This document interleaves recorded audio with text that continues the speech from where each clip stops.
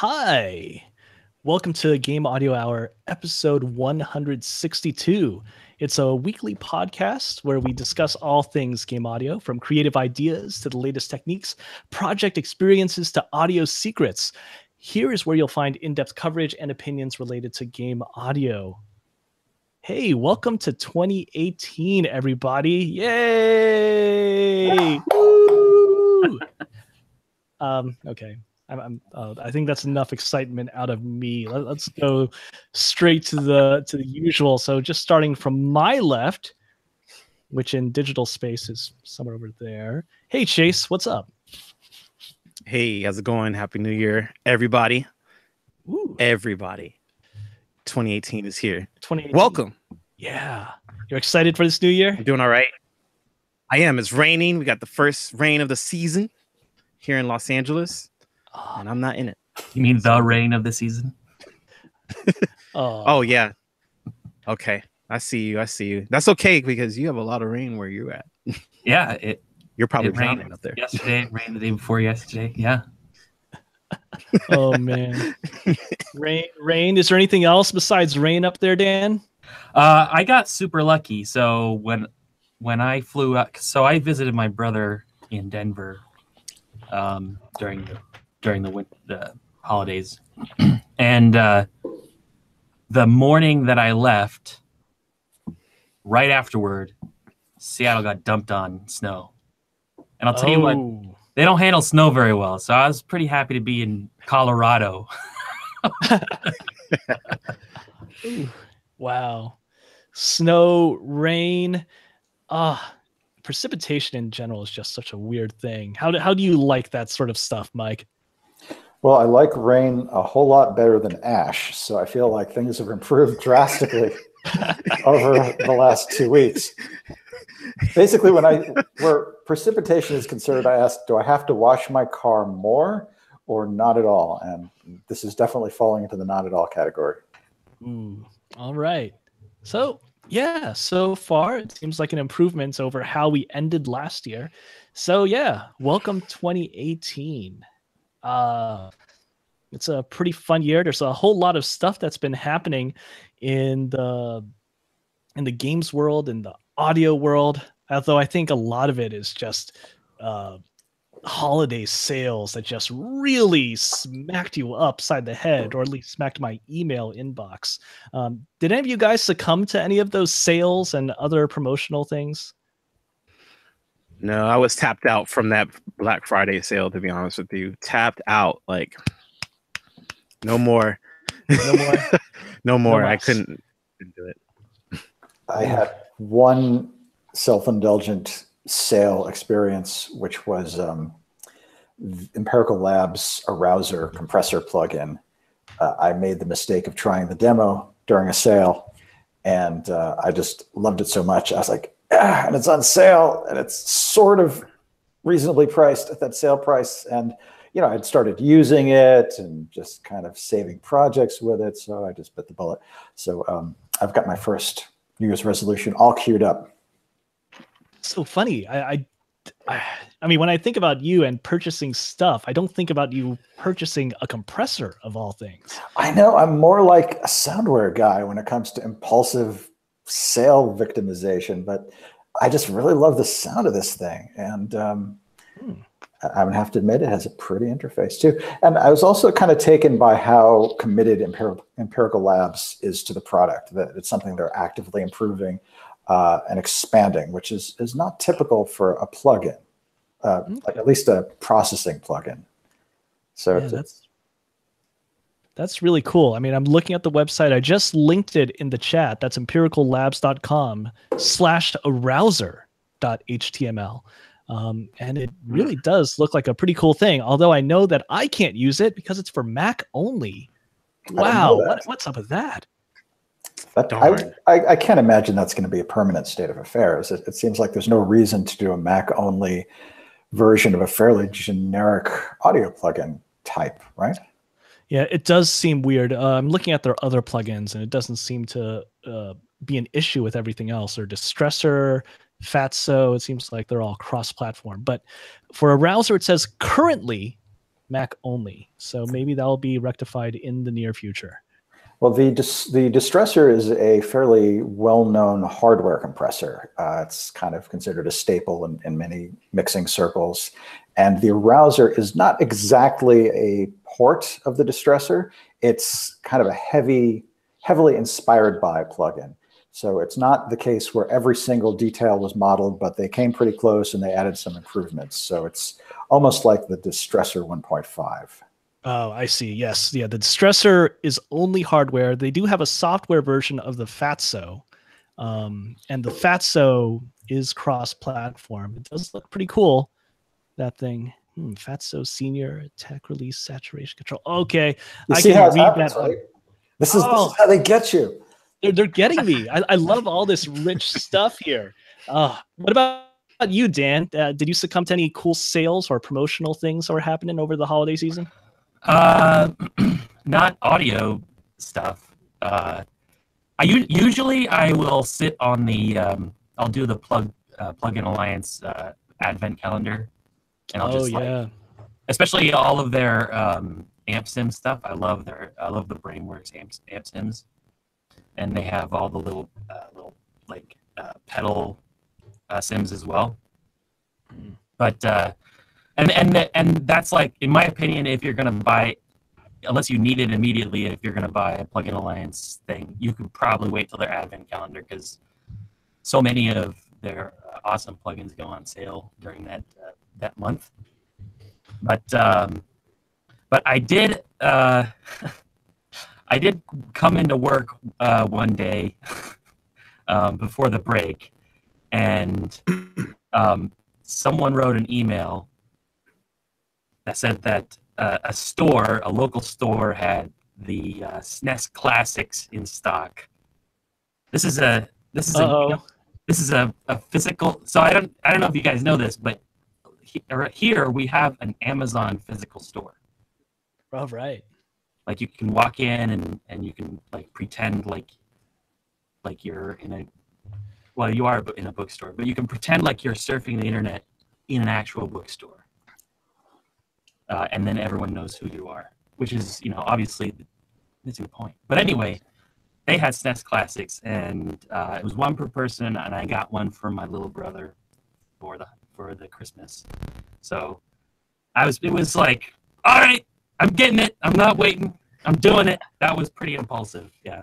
But it was awesome. And it was awesome to get one at like the actual regular price instead of the ridiculous. Yeah, instead of the crazy inflated prices that I've been seeing everywhere else. Maybe I know that there are Amazon stores in SoCal too, but none really particularly close to me. But maybe some of those Amazon stores will also have SNES Classics in stock. I can only hope. Oh, what? What, Chase? You have one too? I did the impulsive buy too. I had tapped out. It's pretty rad, man. Hey, well, I tapped out with music software. I didn't tap out with any games. I wasn't there for this. My story is, I was at GameStop. I went all over. There's one store in the Valley that had this really weird game called 3D Dot Game Heroes, and I bought it just to get some inspiration for a game that's going right now. And while I was there, I was like, "Oh, do you have any Super Nintendo Classics?" And they were like, "Yeah, we do." And I was like, "What?" And I was like, "I'll take one now." So yeah, that was I had to just get it, because every time I called GameStop before, no one had it, no one has anything, and I just decided to ask. And closed mouths don't get fed, so my mouth was open. I got fed a Super Nintendo Classic. I'm very happy. Okay, wait a minute. When was this, and what store? What store? Can I run after there after work? Yes, this is okay. This was before Christmas. So I think a week before, and then it's at the Topanga Mall. Well, the games that's the only one I can know the partner. I think that might be tough for me. I would be extremely lucky. They had a lot. The scoop was that they were not getting any in for a while, and then they got some in like every 2 weeks, and they got some in every week, and then they were getting a little bit more close to like every day. And that was the scoop when I got this. So you might be in luck. Okay, well, I should try. Although, if I'm being honest with myself, I really shouldn't spend too much time playing games because I actually have various audio and music related resolutions that I'm going to try to establish. I want to be disciplined and resolute in how I'm going to attack this new year. New year, new me, new audio designer, new music composer, Vince. And I'm actually want to throw this out there because I think what I'm doing is kind of stupid. And maybe you guys can convince me that I'm not really all that stupid. Let's see. I can trust you guys to be honest with me if I am in fact doing something. Well, we would never call you stupid because you're a bright guy, but we might call you reckless and foolhardy. So submit your ideas to the council, the tribunal for judgment. All right, I'm doing it. So, first of all, we mentioned a few weeks back that Cakewalk is no longer. There is still a Cakewalk entity, but the DAW that they've been making, Sonar, is no longer going to be updated. I was a long-time user of Sonar, and it was actually the first serious DAW that I got into outside of trackers back in the 90s. Okay, I toyed around with Cubase, and then I got into Sonar 2 XL back in the early 2000s, and then I stuck with it. Sonar 3, Sonar 5, and then going into the whole X series, X1, X2, X3. So Sonar is no longer going to be developed. There's still a whole lot of things that are missing that I've been hoping for. And so I'm actually moving on to different programs, different workflows. I actually already use Reaper in a sound design capacity, but Magix, that crazy German company that puts out the really crazy expensive Sequoia and the not so crazy expensive Samplitude, decided to do a Christmas bargain, especially for people that are feeling the crunch from Sonar disappearing, or at least no longer being updated. Samplitude Pro X3 plus Spectra layers plus another license of SoundForge. I mean, I'm already a SoundForge user, so I'm already on the latest version of that. But a bundle of those three things for a mere $150. And I decided, okay, I'm going to jump into this and I'm going to go hardcore. Now, in addition to this, I decided I would buy an old hardware controller. I bought an Avid Artist Control for a fun price of about $200.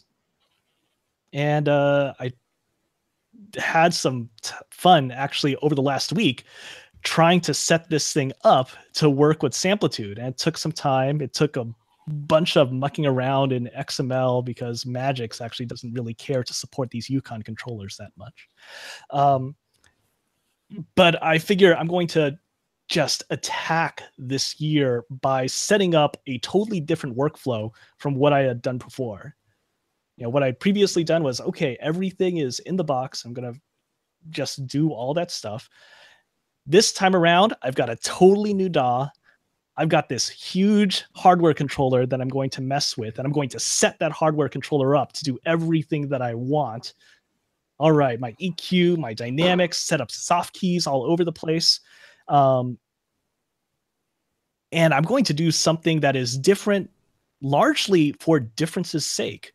I'm just throwing my old workflow out into the ether, and I'm going to see what new workflow arises out of the stuff that I just acquired. Am I being too crazy? What do you guys think? I don't think you're being too crazy. I think okay. It could be just the right amount of crazy. I'm willing to go there. I feel like this is, Dukes of Hazzard taking that daring leap across the chasm crazy. But, like we're rooting for you and you're the protagonist. I think you're going to make, it's not Thelma and Louise like crazy where there's a tragic, fade out and certain death. Let me ask, what do you like about Samplitude? Since modern DAWs are functionally equivalent, what about its approach to workflow appeals to you? The funny thing is, I'm not sure. When it comes to working as a music composer, I'm really not sure because I haven't used Samplitude for laying down any MIDI yet. On the other hand, I have done a few small jobs working with it for music mixing and editing. And from that perspective, even with the limited virtuosity that I've built with Samplitude as a piece of hardware, as well as this new Avid controller, it feels good. It feels faster than I felt in Sonar and Reaper so far. So that's actually really exciting, just how integrated all the basic tools of mixing and editing are with Samplitude, even before you hit the controller, as well as with all the keys, the hardware keys and the soft keys with the Avid controller. It's really fast for music mixing. And I guess I'm really excited to see this particular perspective that I'm creating within me, you know, Vince as a music mixer, which I didn't really think about all that much, you know, versus me as a music composer dealing with MIDI data and just laying that stuff out. So I'm kind of excited in creating this different type of Vince here. How long was is the sale going to continue? Yeah, that's a good question. They actually had it set up through the end of the year when it was first announced, but they just extended that sale all the way to next week. So January 14th, $150 will get you Samplitude Pro X3, as well as SoundForge Pro 11, which is a pretty darn good deal, as well as Spectral Layers Pro 4. And Spectral Layers and SoundForge are really legit programs. I mean, one of the reasons that I decided to go for this bundle was that, okay, maybe Samplitude's not really the program for me. I already have SoundForge. But Spectral Layers is a legit interesting program. It really provides a lot of functionality. And some of that stuff overlaps with the spectral tools that are available in Isotope RX. But some of the workflow things are different. It seems like from the tutorials that I've seen on Spectral Layers that it encourages a different type of sound design with the way that it, you know, you're constantly extracting and creating layers and manipulating layers and then smashing layers down in different ways to provide different effects. So I figured it wasn't that much of a loss. You know, okay, a small amount of money. I know I definitely have got a new tool in my arsenal, even if these other tools don't really pan out. So this sale is going on through January 14th. Well, as to your craziness level, the only thing I can think of is, you know, you could have tried the demo, not of the controller, obviously, but you could have played with the demo of the software for a week. But that said, you know, given you've had some experience with it, you feel pretty good about it. I would say like 3 to 10 on the crazy scale, 4 maybe. Okay, yeah, not too crazy. That's what I was thinking. It's good to know that you're confirming that initial thought that I had. Although Chase, what do you think? Maybe you think I'm absolutely crazy on this.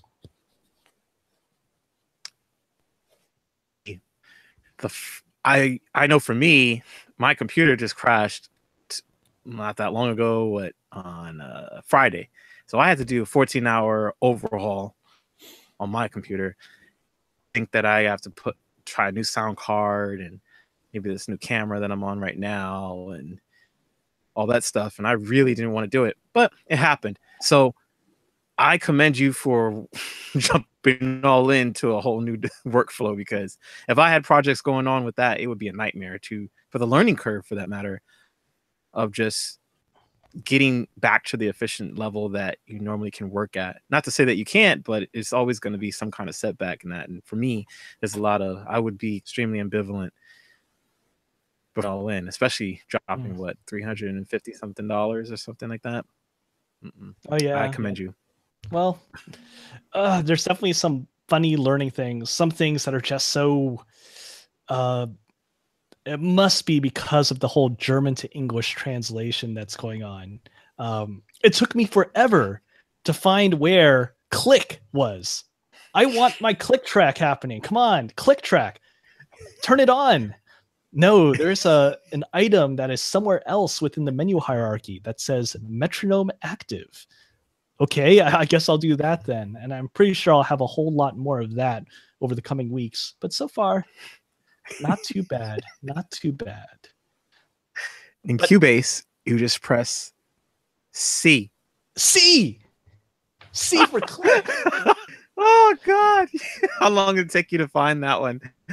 Oh, well, I mean, I say didn't take hours or anything. It took minutes, though. But, you know, it was a few infuriating minutes of metronome active. Come on.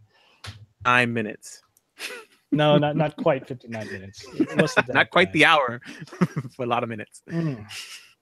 Honestly, Vince, I think it's a really good thing. I think that learning new workflows and learning new pieces of software is a privilege that usually is only afforded to students. You know, when you're in school, It's true. you have that sort of free opportunity to like learn new ways of thinking about the problem. I think that's really what's cool about learning new workflows, is that you're kind of seeing someone else's idea of how do we solve this problem, because they're, you know, all these pieces of software are generally trying to do very similar things in the end, but how they get there is a product of a design and creative team's process. And I think that it's like really valuable for everyone to continue exploring those different ways of doing things. And I think as professionals, we really get embedded in our software in, I think, really dangerous ways. I remember when I was teaching at the school, basically we generally taught Cubase and Pro Tools. Our program required 2 DAWs, whereas the previous programs only taught Pro Tools. That was it. They taught Pro Tools, and maybe they'd get into Rewire a little bit. But I met a lot of teachers when I first started who had only ever touched Pro Tools their entire life. And to the point that they were basically incapable of thinking about the problem in any other way. And I think that it's really valuable for us to sort of everyone to like learn multiple ways of approaching this problem, just so that we, you know, if nothing else, abstract the process to the point that we can think, you know, in higher levels about how do we solve something, how do we tackle something, and sometimes that just opens new doors. Oh, like, hey, you know, I get to do this one thing in this one program. Like Ableton Live, for example, you know, has a completely different way of thinking about nonlinear arranging of tracks, whereas Cubase has another different, you know, approach to rearranging tracks. And it's like, you know, these are interesting design ideas. They both are valid, and they have the different uses. And if you're approaching some other, even when I approach working in games, because a lot of the DAW process is actually what we need to do when we implement audio in games. We're mimicking a lot of these ideas. And, you know, thinking about a music system, for example, from a Cubase approach or an Ableton Live approach is a completely different music system. And the more that I can inform like myself about solving these problems, about approaching these processes, I think just the richer my toolbox, the richer my palette. And I think it, like I said, I think it's really dangerous as professionals. We get totally entrenched in our DAWs, almost ridiculously. Like you look at any Gearslutz forum and you're just like, damn, man, Like, chill out. Chill out. It's just a DAW. Like, just take, step back and then just relax for a second and then, come back. No, they're diehard fans in that forum. You don't go there to get your teeth cut. That's for sure. But I don't appreciate. Like, I don't think there's a lot of merit in that. To be honest with you, I don't think that. Like, we're talking about tools, and in my opinion, it's just about the best tool that leads you to the place you're trying to go. And if you don't know all the tools, then you're at a loss. You're at a disadvantage. Mm-hmm. I think people have a tendency to just want to pick sides. And when they've invested time and energy in something, they feel the need to defend their approach because otherwise all that time and energy was wasted. So I think that's part, and that people being 15 years old, I think that those are sort of the what fuels a little bit of the contentiousness and the kind of partisanship with respect to DAWs.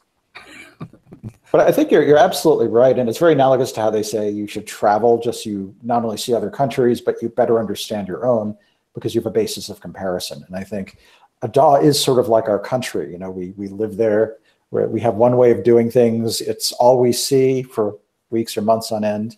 And visiting another country might show us a better way of doing something, but it also may allow us to conceptualize a process because we've seen two different ways of doing the same thing. We can abstract what those approaches have in common, and now we have a concept of that approach. Whereas if you're only in one DAW, you've just got this habit, and it doesn't have a name. It's just this thing you do when you're editing or something about your workflow. So it makes you a more conceptually focused person, and you can start to identify what you like rather than just know intuitively. Mm-hmm. I'm not sure if I have anything else to add to that, except I had this amazing image or sound of Hulse Jupiter with the lyrics, "I pray to thee, my DAW." Anyways, I do think that the learning experience is great. I'm actually not one for doing New Year's resolutions. But I guess it sort of ended up being a sort of New Year's resolution for myself. But what about you guys? Did you guys do any set up any particular New Year's resolutions for yourselves, either as people or as music composers and sound designers? Something that you're really looking forward to hitting hard, learning, trying out for the first time? No. Really? Chase is perfect. Oh. I believe in consistency. So I kind of gave up on resolutions when I was a teenager. And I believe in, like, if you're going to start something and you're going to say that you're going to do it, you can start that any day of the year. And whenever that New Year's is for you, if it's like in the middle of July and and you're like, hey, it's my New Year's resolution, and people look at you funny, and you're like, well, that's usually not common. You should do it on January 1st of the new year. It's like, well, I started this January 17th. So my thing is, like, just do it, and most people drop the resolutions, like, I think 2 months in anyway. So I just don't buy into it. I just, like, do what I have to do and take care of my business. And if I want to learn something new tomorrow, then I start it. And if I'm consistent about it, usually I think it's a habit that takes 24 to 28 days before it's ingrained in your routine. So, and then even then you could change your mind and stop doing it. Life happens, things get crazy. Maybe you want to jump in like you and do everything. I'm actually kind of interested though. Yeah. I mean, that's why I personally don't really think about resolutions when New Year's comes around.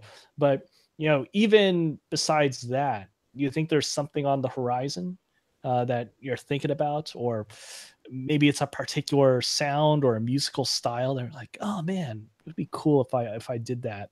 I'm really itching to do something like that, a particular type of soundtrack or something. Yeah. I have What about you guys? I have a couple of methodological resolutions. I want to try despite railing against templates before, I'm going to try a template-based approach using Vienna Ensemble because I figured out a way to make it work for me. That involves Logic's ability to hide unused tracks. I think that can avoid the scenario that I was nervous about where you're just looking at dozens and dozens of tracks in your template all at once, and your content gets spread out all across this huge space. And for me, I like the Stravinsky approach is, you're just seeing what you're working with. He used to have a roller where he would draw like 5-line staff at a time, instead of starting with score paper that had all the staves you'd expect. So you'd be like, I'm just doing this, and he'd write out the music on that one staff. And then if he needed another staff, he would draw another.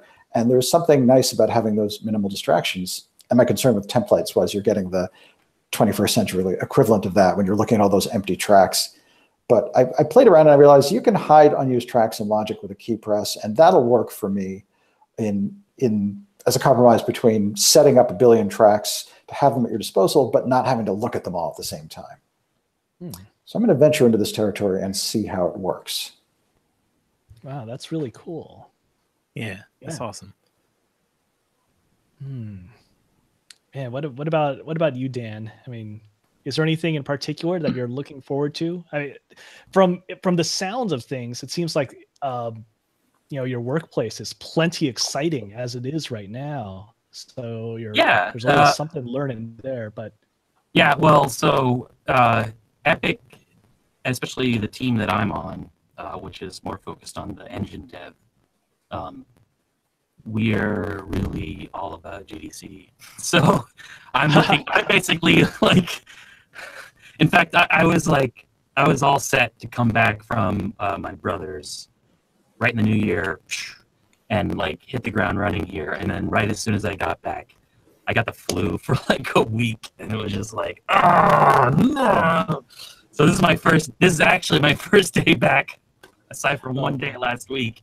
And so yeah, no, I'm just like, okay, how much time do I have left between now and GDC? And I have like, I think, I don't know what Epic's particular expectations are. They audio doesn't hit their radar a lot, so they're kind of, well, my boss's expectations are probably here, and I'm like right up here. So I'm like, this is what I want to get done. I don't know what's reasonable, but I'm like, this is my 3 months. Like, nah. So that's my focus. I got back into last year. This seems a little off. I got back into studying animation because I've been working on learning more about traditional animation because I find that really interesting, and it's kind of become a hobby of mine. And some projects sort of waylaid a little bit, but I want to keep doing that. I think that animation teaches me a lot about sound and audio because it's one of the other. There aren't a lot of time-based media. Like there's only so many forms that must be expressed over time, and it's one of them. And it's a heavily studied one. And traditional animation in particular is in a way like completely synthesized because everything is drawn from a blank sheet. And so I think there's a lot more for me to learn from that study. So I'm looking forward to trying to find time, probably after GDC, to keep pushing on that.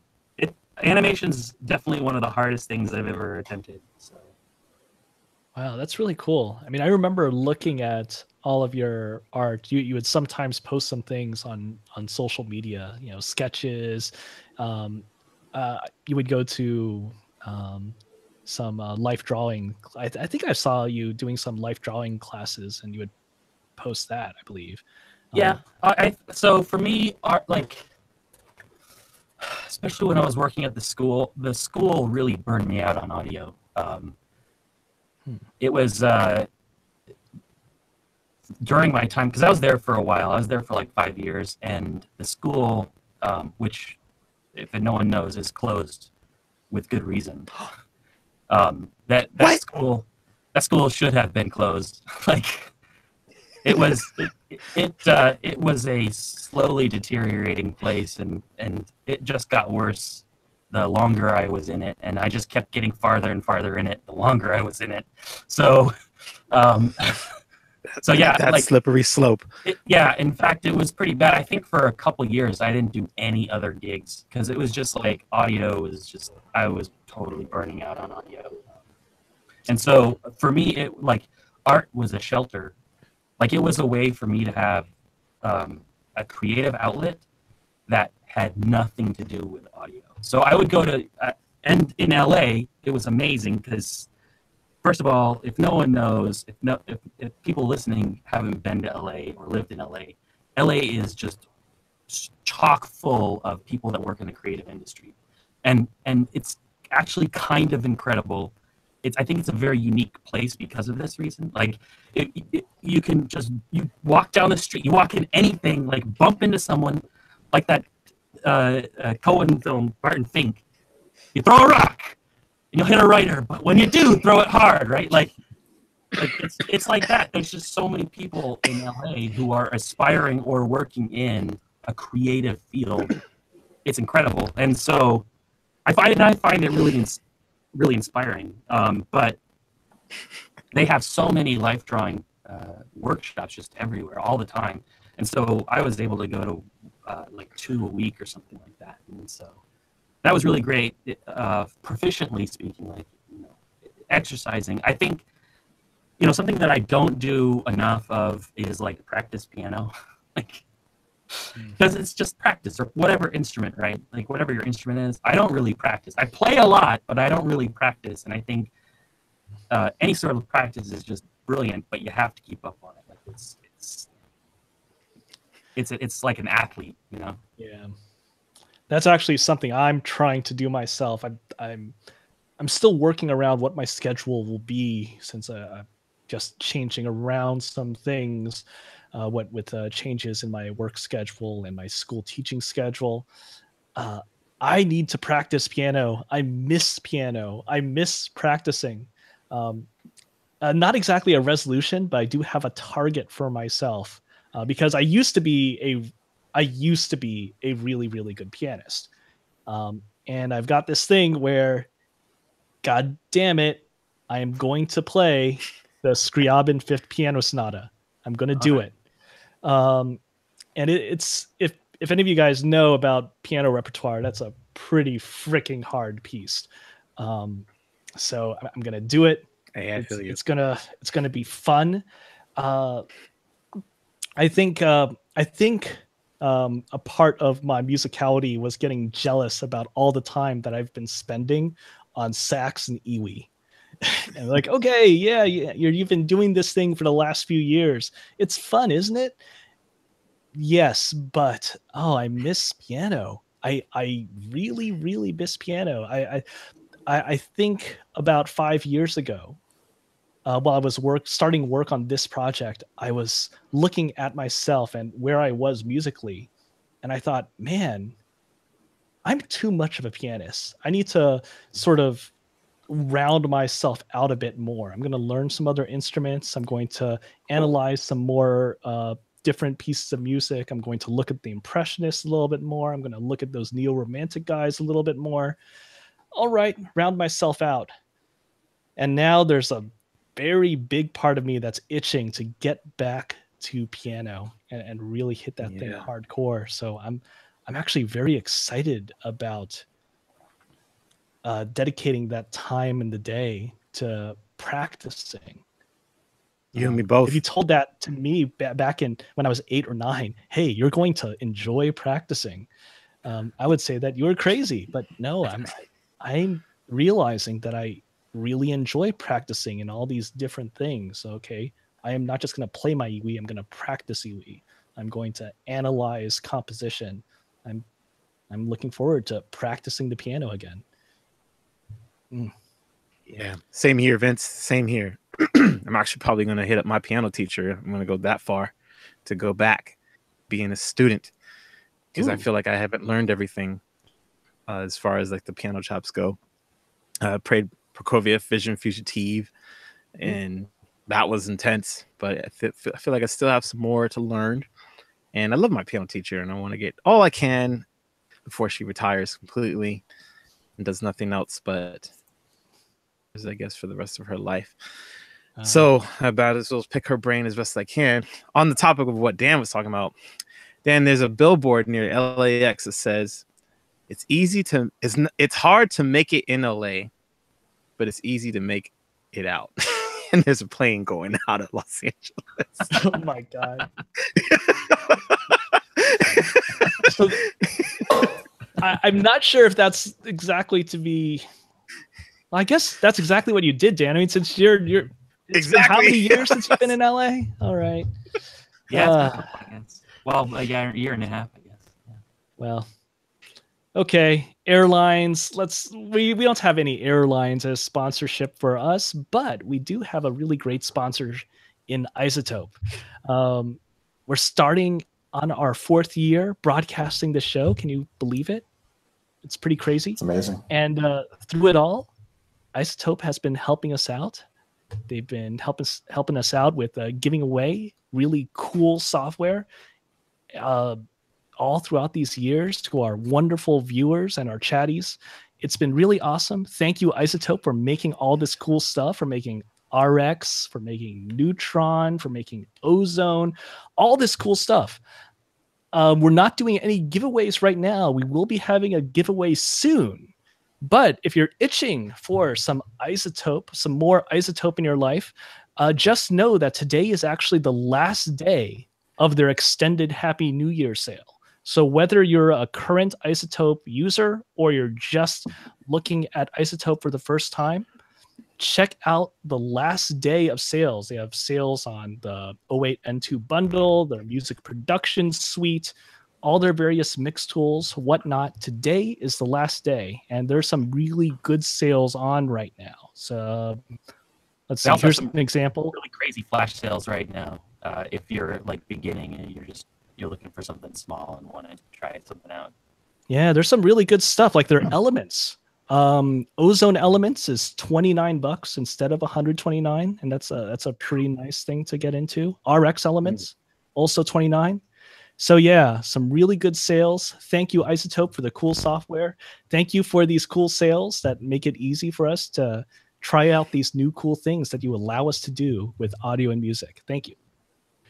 Ooh, man, 2018. I don't know what else is going to go on this year. I mean, last year was so crazy with everything that was going on in the game world.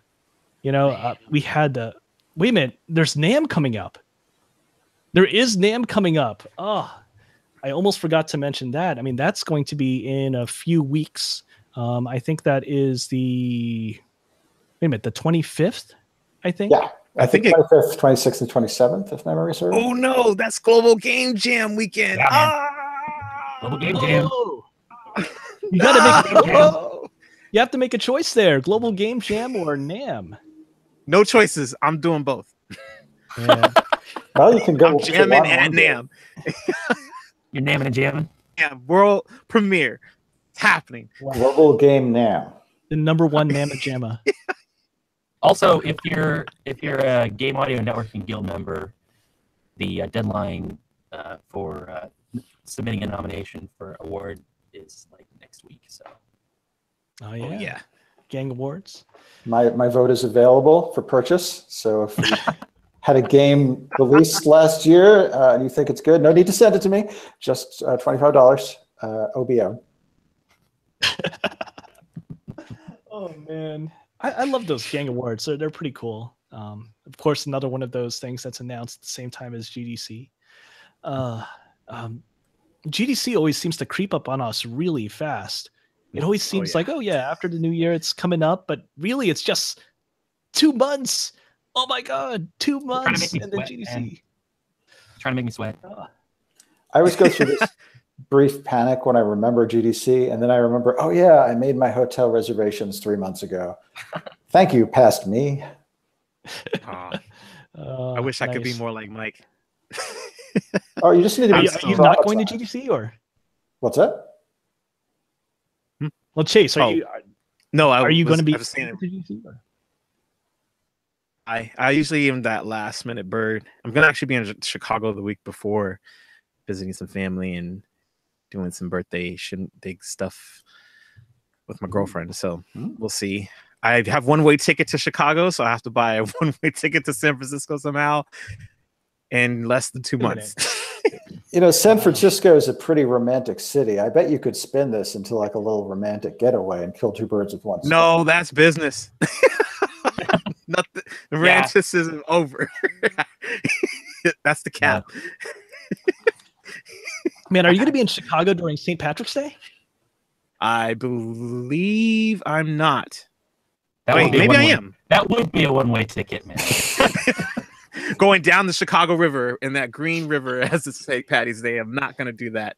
No, thank you. Not sanitary. That's happened a couple of times where GDC has overlapped with a St. Patrick's Day, and I thought I was going to go to like a bar or something, and then I looked at the mob and I thought, nope, time for a new plan. That's not Mike's style right there. No siree. All right. What was I going to say? Man, I'm thinking about pianos again. It's one-track mind, this guy. It is. Oh, there's this whole. Have you guys ever tried those grand feel pianos? You mean digital pianos, like digital? No, they're acoustic upright pianos. So what? That have like MIDI capability? No. I'll just quickly describe it. Grand feel acoustic upright pianos. Their whole big claim to fame is that they are. They claim to have an action and an escapement system that is very close to a grand action in upright. Yeah. So it's like a horizontal feel. Yeah, and it's interesting because they do it with leaf springs. They basically got 2 added leaf springs on different parts of the hammer mechanism in order to increase the speed with which you could do repeated keys, as well as the space of the escapement, such that you can how far the key needs to rebound so that you can re-trigger. And I'm actually kind of excited about that. I don't know why I'm excited about this, other than I've just got piano on the brain compared to everything else. So is it that they have the feel of a grand piano, but not necessarily the sound? Yeah, not necessarily the sound, which I thought was actually pretty interesting. Obviously there have, maybe not so obviously, but in the acoustic piano space, there have been a couple different piano manufacturers, notably Yamaha and Kawai, that have been pushing upright pianos that have grand piano sounds. They sample stuff like the Yamaha CFX Grand, and then they'll pipe it through speakers that are in the piano, or they actually will project it through the soundboard in the case of something like a Kawai, and it will sound better. But this grand feel piano actually is trying to do some wacky things with these leaf springs on the hammer mechanism in order to make the action just feel better, as opposed to really attacking the sound directly in the way that Yamaha and Kawai have. So I'm actually rather excited about that, because for me as a pianist, the feel is maybe more important than the actual sound. Maybe this is just me growing up, learning how to play piano on a little Wurlitzer Spinet for so many years. It's like, okay, the sound is okay, but the feel of the piano is actually a whole lot more. So, for as much as I'm a digital musician working in the digital space of video games, the most exciting thing for me at NAMM is trying out some of these grand feel pianos. Oh yeah, that sounds very cool. I know personally for me, I'm a huge Kawai fan, so it makes sense why I liked playing on them. I had no idea that they were doing those type of techniques with those boards and such. But yeah, if they're gonna be at NAMM, I will be sitting there with you, trying them out.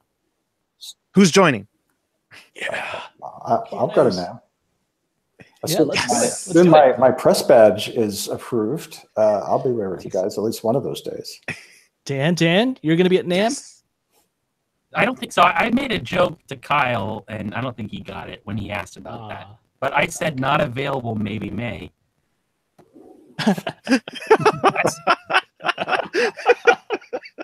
Okay. All right. Okay. It worked. I wasn't sure. Well, Dang. it's cool. There's all sorts of cool stuff. Probably in the next few weeks, as more press releases start trickling out.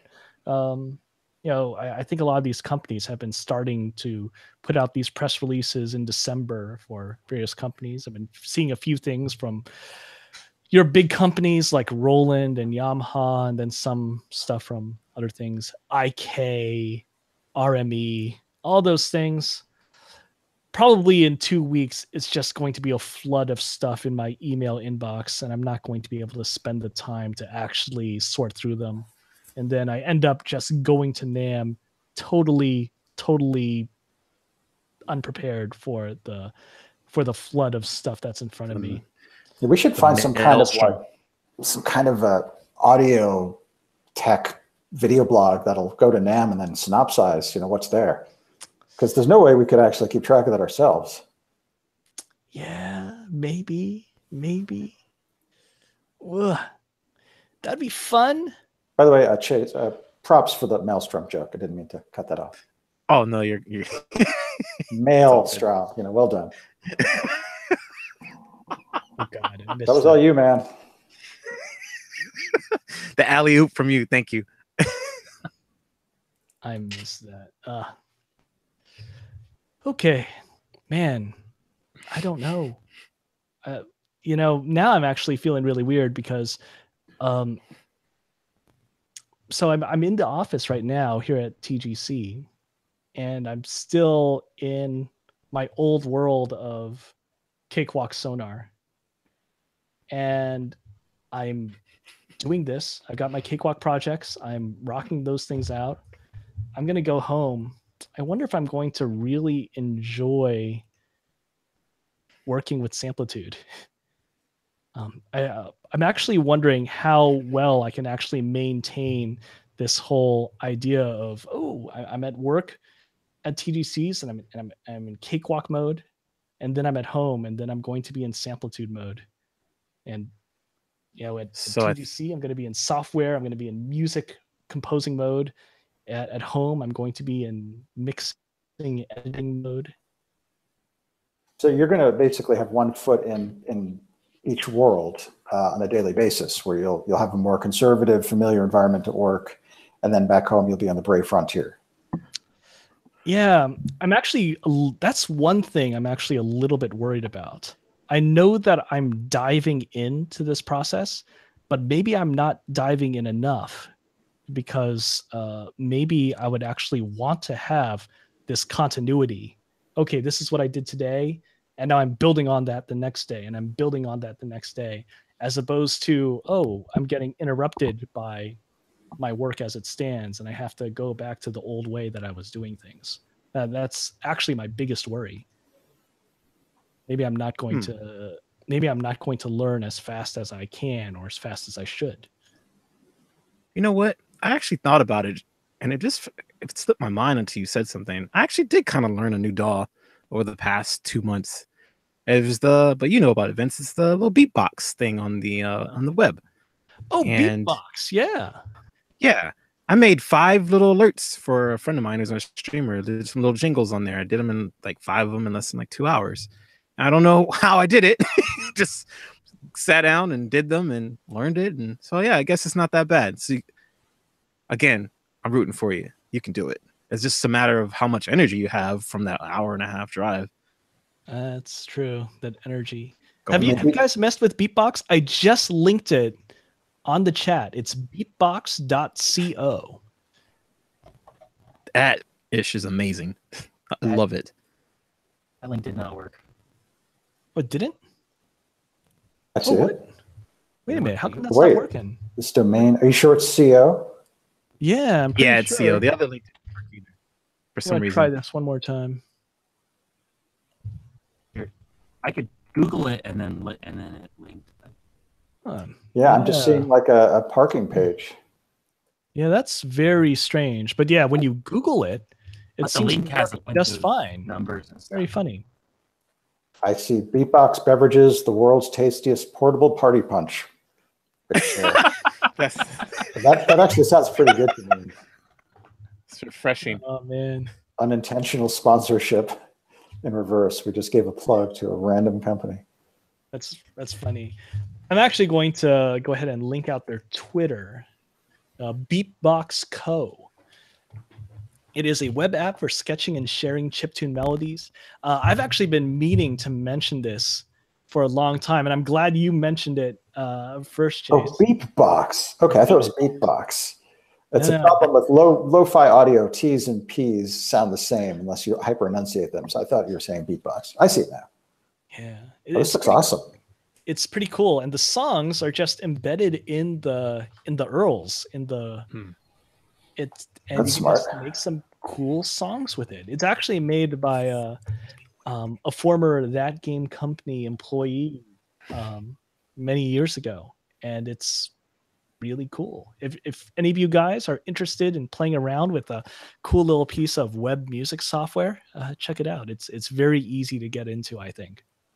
And you can collaborate. So if either of us make something, we can share the URL with each other and add on and write back, and they'll have little composition collaborations or composition wars if you want. Battles. Jamming online, and you can do it from anywhere. Even on this little thing here, you can write music. Do you know how cool that is? You have to download anything. Just type it in. Be on the bus. Ta-da! Jingles, sound effects. I'm going to play around with this, and I'll give you a 30-second review next time. Oh man, I'm actually really excited. I want to hear what Mike comes up with first thing next week. Me too. All right, the pressure's on. It's going to my going into things 3, making a note to self. Yes. It's on your phone. Danny, you in? Expectations sufficiently bottomed out. Oh, not. They are high and mighty. I mean, I think the interface itself actually helps with the barrier to entry. It's not so intimidating. It's not so feature laden. Oh, okay. I just need to make a cool track. And yeah, you can make a cool track. Yeah. All right. We're doing this, and then we'll bombard Kyle with that when he rejoins us next week. That sounds like a plan. We should get Kyle in on this too. Kyle, by the way, for all of you wondering where our normal leader, well, I wouldn't call him normal, our frequent leader has gone. I think they had a flood warning of some kind, right? And he had to. One thing after another for him. Yeah. Yeah. This rain that we're seeing in SoCal, it's going to be actually a whole lot more serious tomorrow. So, gotta take some preventative measures. I've got no plans to go anywhere. We are safe in the valleys for now. Bad if your fire happens, from what I remember learning, and a rain hits, that mudslide can be deathly, and a lot of people do die from them. So definitely want to keep our leader safe.